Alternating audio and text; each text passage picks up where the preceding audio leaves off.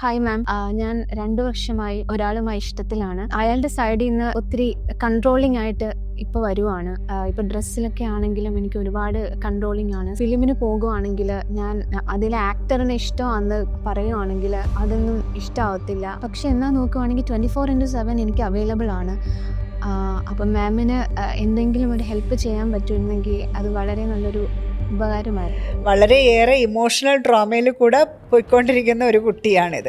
ശരിക്കും പറഞ്ഞു കഴിഞ്ഞാൽ ഒരു മാറ്റർ റിലേഷൻഷിപ്പിന് മുമ്പേ ഒരു റിലേഷൻഷിപ്പ് ആകുമ്പോൾ ഇതിനെയൊക്കെ ഒരു റെഡ് ഫ്ലാഗ്സ് ആയിട്ട് തിരിച്ചറിയുക. എന്ന് വെച്ച് കഴിഞ്ഞാൽ ഇവൾ ഭയങ്കരമായിട്ട് കെയർ ചെയ്യുന്നു എന്ന് പറയുന്നു, അതോടൊപ്പം കൺട്രോൾ ചെയ്യുകയും ചെയ്യാണ്. പക്ഷേ ആ കൺട്രോളിങ് എന്ന് പറയുന്ന കുട്ടിക്ക് ഭയങ്കരമായിട്ട് സഫക്കേഷൻ ഫീൽ ചെയ്യുകയും ചെയ്യുകയാണ്. ഈ ചോദ്യം എന്നോടല്ല, സൈക്കോളജിസ്റ്റിൻ്റെ അടുത്ത് ഒരു തെറാപ്പിസ്റ്റിൻ്റെ അടുത്ത് പോയതിനു ശേഷം ആ റെഡ് ഫ്ലാഗ്സ് ഐഡൻറ്റിഫൈ ചെയ്യുക. This is your life and ആ ഡിസിഷൻ മേക്കർ എന്ന് പറയുന്നത് നിങ്ങൾ തന്നെയായിരിക്കണം. ഇവിടെ വെച്ച് നിർത്തുന്നതായിരിക്കും ബെറ്റർ ആയിട്ടാണ് എൻ്റെ ഒരു അഭിപ്രായം പറയുന്നത്.